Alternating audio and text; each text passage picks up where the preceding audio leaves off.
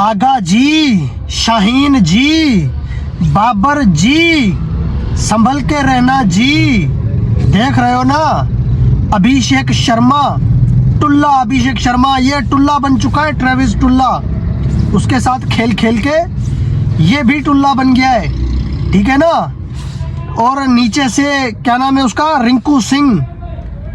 India के बड़े बड़े बैटर चल नहीं पाए, फिर भी 238 रन बन गए हैं। हमारा तो कोई एक प्लेयर 140 के स्ट्राइक रेट से रन कर दे, हम बोलते हैं वाह वाह वाह वाह वाह वाह वाह वाह। रात को इंडिया की टीम में वो 145 के स्ट्राइक रेट से सूर्य कुमार यादव रन बना के गया है, तो इंडिया में सारे बोल रहे हैं कि सूर्या जो है कि स्लो खेल रहा है। सूर्या को बोलो कि कुछ तेज खेल के दिखाए, ऐसा नहीं चलेगा। सूर्या 145 के स्ट्राइक रेट से रन बना के गया है, इंडिया वाले खुश नहीं हो रहे, क्योंकि 240 का स्ट्राइक रेट अभिषेक का था, 220 का स्ट्राइक रेट रिंकू सिंह का था। वो 180 200 के स्ट्राइक रेट से ज्यादा मारने वाले खिलाड़ी हैं वहां पे। अगर वहां पे कोई 145 150 के स्ट्राइक रेट से रन बना रहा है, तो इंडिया वाले कह रहे हैं कि भाई ये जो है ना, अभी फारिग कर दो, इसको हटा दो टीम से। और हमारे यहाँ कोई अगर 140 क्या 135 के स्ट्राइक रेट से रन बनाए, तो ऐसे लगता है हमारे यहाँ ईद हो गई है। हमारे पास तो तेज खेलने वाले खिलाड़ी हैं ही नहीं। पहली बात तो हमारा मुकाबला पहले ही खत्म हो चुका है। मैं वही हूं ना, एशिया कप से पहले आप लोगों को मैंने क्या बताया था कि भाई 2 मैच तो पक्के हैं हमारे इंडिया से, ऐसे मैंने कहा था। दोनों मैचों की रिजल्ट आ गई है, मैंने आपको बता दी थी। लेकिन जैसे ही फाइनल आया, फाइनल में भी मैंने आपको बता दिया था कि क्या होने वाला है, और बिल्कुल वही हुआ जो मैंने बोला। और आज फिर जो है कि मैं वही बोल रहा हूं कि जो होगा वो हमें पहले ही नजर आ रहा है। हमारी टीम श्रीलंका, बांग्लादेश, इनसे मुकाबला करके जीत रही होती है, जबकि दूसरी टीमों के साथ हमारा मुकाबला बनता ही नहीं है। ऐसी जगह पे आकर खड़ी कर दी है पाकिस्तान क्रिकेट बोर्ड ने हमारी क्रिकेट को, है। पहले वाली हमारी टीम नहीं है, अब वाली टीम देखो, कोई 117 का स्ट्राइक रेट, कोई 122 का स्ट्राइक रेट, कोई 111, अब 111 का स्ट्राइक रेट हमारे कप्तान का है, और उनके कप्तान का स्ट्राइक रेट 150 से ज्यादा का है। बताओ जरा। यहाँ पर चैनल को सब्सक्राइब करते जाना, वीडियो को लाइक भी जरूर करते जाना। हम सिर्फ कप्तानों के ऊपर बात करते हैं। हमारे कप्तान का ओवरऑल स्ट्राइक रेट 111 का है, लास्ट वाली इनिंग के बाद उसका स्ट्राइक रेट 117 का हो गया है, क्योंकि उसने 300 से ज्यादा के स्ट्राइक रेट से जो है कि 45 रन कर दिए थे। अब उनका सूर्या 145 के स्ट्राइक रेट से रन करके गया है, तो उनके लिए वो कम है। हमारा आगा जी गलती से 130 का स्ट्राइक रेट क्रॉस करके चला जाए, तो फुरकान भट्टी जो है कि कुर्सी पे बैठ के डांस करते हैं। फुरकान भट्टी, ऐसा लगता है कि फुरकान भट्टी को मतलब कोई किसी ने जमाने की खुशी दे दी हो, या पाकिस्तान का कर्जा उतर गया हो। फुरकान भट्टी ऐसे खुश हो जाता है सलमान आगा की सिर्फ 130 135 का स्ट्राइक रेट अगर उसकी बैटिंग ऐसी हो जाए तो। और वहां पे नहीं, वहां पे ये है ही नहीं, क्योंकि वो इंडिया की टीम है। अब जिस जगह पे यार उनका एक ओपनर 240 के स्ट्राइक रेट से खेले, उनका मिडल ऑर्डर 220 के स्ट्राइक रेट से खेले, तो भाई उनको 150 के स्ट्राइक रेट की क्या जरूरत है। सही बात है, वो 150 के स्ट्राइक रेट वाले खिलाड़ी से तंग आ जाएंगे, बोलेंगे नहीं।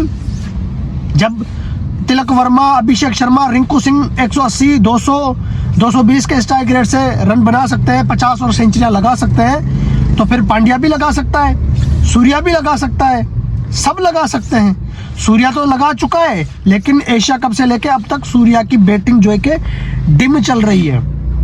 मगर मैं देख रहा हूं इंडिया की टीम फिर भी मुसलसल जीत रही है, मुसलसल इंडिया की टीम मैच जीत रही है। फिर भी इंडिया की मीडिया सूर्य कुमार यादव को खींच रही है, क्योंकि सूर्य कुमार यादव अपनी टीम में दूसरों से कम खेल रहे हैं। आपने हार्दिक पांड्या को देखा, थोड़ी देर अगर खड़ा हो जाता तो वो भी जो है कि बेड़ा गर्क कर देता, हालांकि वो भी मार के गया है, ठीक है।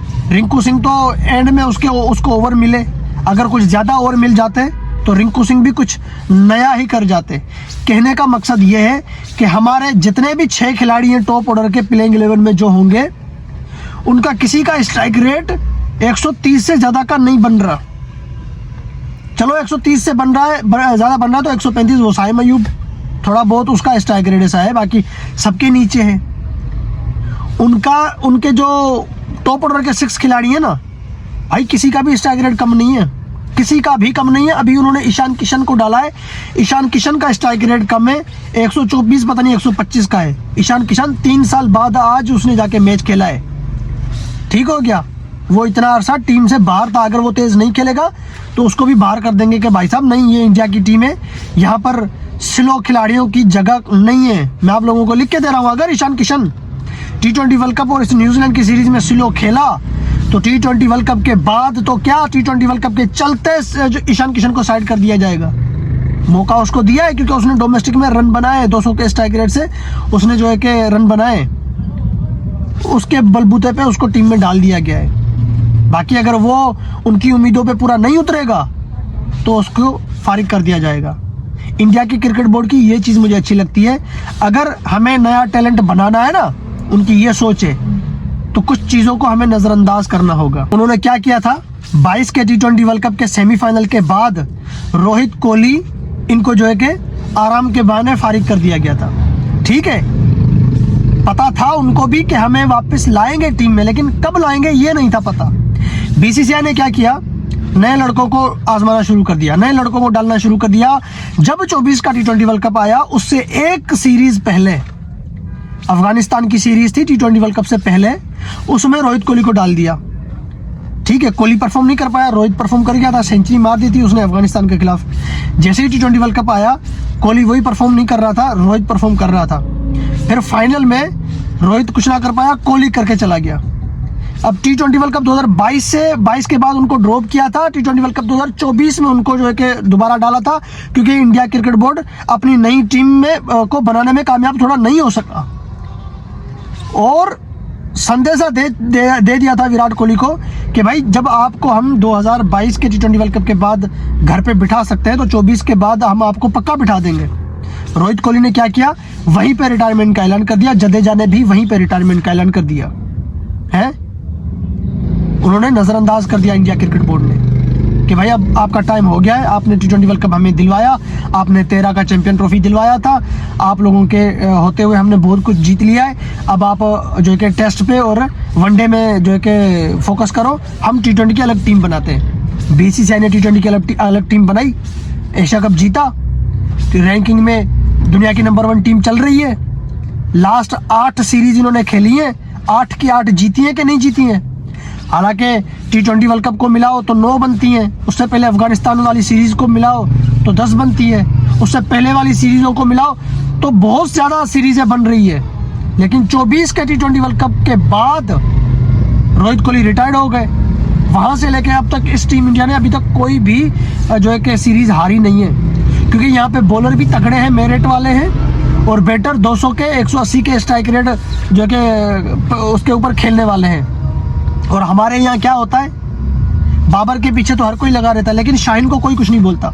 शाहीन भी तो टीम पे बोझ पड़ा है। शाहीन ने किया क्या है, इंडिया के सामने 3 मैच थे अभी शाहीन ने खेले थे, क्या शाहीन ने किया बताओ। 21 का T20 वर्ल्ड कप था, इंडिया के खिलाफ शाहीन ने परफॉर्म की थी, उसके बाद इंडिया के खिलाफ कितने मैच शाहीन ने खेले, क्या किया है मुझे ये बताओ। उस 21 का T20 वर्ल्ड कप के बाद जो है कि 22 का एशिया कप आया था, उसमें शाहीन नहीं था, लेकिन 22 का T20 वर्ल्ड कप था, 17 रन दे दिए थे शाहीन शाह अफरीदी ने 18वें पता नहीं 17वें ओवर में कोहली के सामने। क्या मेहरबानी की थी शाहीन शाह अफरीदी ने हमारे ऊपर। 24 का T20 world cup Shaheen Shah Afridi ने उसके बाद खेला था, खेला था ना, उसके बाद 23 का वनडे वर्ल्ड कप खेला था। कितनी बार वो इंडिया के सामने आया है, एशिया कप 2025 को लगा लो, चैंपियन ट्रॉफी 2025 को लगा लो, कितनी बार शाहीन शाह अफरीदी आया इंडिया के सामने, लेकिन शाहीन ने कुछ भी नहीं किया, कुछ भी नहीं किया, ना इंडिया के सामने ना दूसरी टीमों के सामने। शाहीन शाह अफरीदी मुसलसल फ्लॉप जा रहे हैं, हारिस रऊफ मुसलसल फ्लॉप जा रहे हैं, नसीम शाह मुसलसल फ्लॉप जा रहे हैं, और हमारा क्रिकेट बोर्ड कुछ करता ही नहीं है। अभी हम सुन रहे हैं कि हारिस रऊफ को जो है कि फारिग कर दिया है। अरे भाई, हारिस रऊफ को फारिग कर दिया, हम खुश तो हो रहे हैं, लेकिन फिर हम ये भी सोच रहे हैं कि किसको खिलाओगे, आपने कोई बॉलर बनाए नहीं है।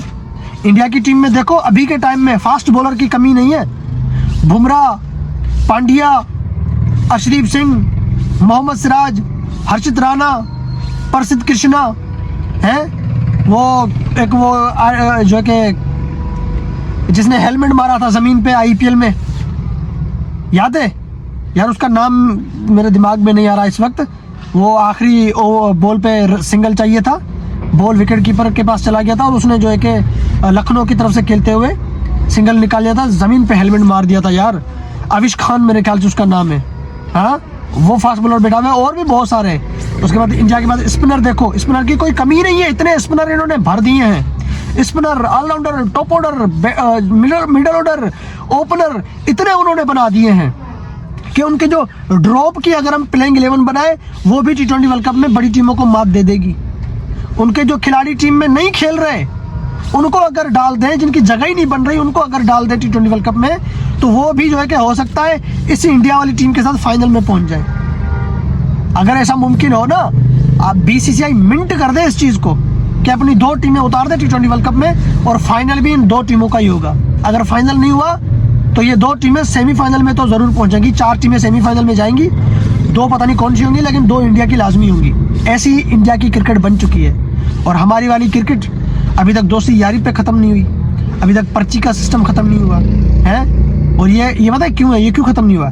क्योंकि हमारे पास में हर वीडियो में बोल रहा हूँ सिर्फ पंजाब के खिलाड़ी खेलते हैं, बाकी नहीं खेलेंगे, सिर्फ पंजाब के खेलेंगे। और इंडिया में पूरे हिंदुस्तान में जो है कि जाल बिछाई जाती है क्रिकेट की। आ जाओ इस जाल में फंस जाओ। वो जाल में आके फंसते हैं, वो जाल उठाते हैं, सीधा BCCI के दफ्तर में डोमेस्टिक में जाओ, रन करो, खूब रन बनाओ। रणजी ट्रॉफी, शहीद मुश्ताक ट्रॉफी, विजय हजारे ट्रॉफी, बुच्ची बाऊ ट्रॉफी, पता नहीं कौन कौन सी ट्रॉफियां इन्होंने खोल के रख दी हैं। वहां से नाम बनाओ, IPL में टिकट कटाओ, IPL में रन बनाओ, टीम इंडिया का रास्ता बनाओ, है। और फिर जायसवाल, अभिषेक शर्मा, वैभव सूर्यवंशी, देख रहे हो आप लोग। जायसवाल ने IPL में क्या आतंक मचाया था, 13 बॉल पे 50 है। अभिषेक शर्मा कहाँ से आया, IPL से निकल के आया। वैभव सूर्यवंशी 14 साल की उम्र में IPL में आकर उसने जो है कि इतिहास मचा दिया। अब उसका इंतजार हो रहा है कि ये आएगा, वो आएगा, पता नहीं क्या करेगा, ये तो हमें समझ ही नहीं आ रहा। बॉलर्स इंडिया के पास बुमराह पता नहीं कौन कौन से पैदा हो गए हैं। ऐसी क्रिकेट इंडिया ने बना दी है। ऑस्ट्रेलिया में सीरीज हार के भी आते हैं तो लड़के हारते हैं। लास्ट की 3 टेस्ट सीरीज इंडिया की उठा लो तो 2 इंडिया ने जीती है, 1 लड़के हारी है, ऐसे ही फालतू में नहीं हारी है। और हम क्या करते हैं, वहां पे जीते जिताए मैच हार जाते हैं।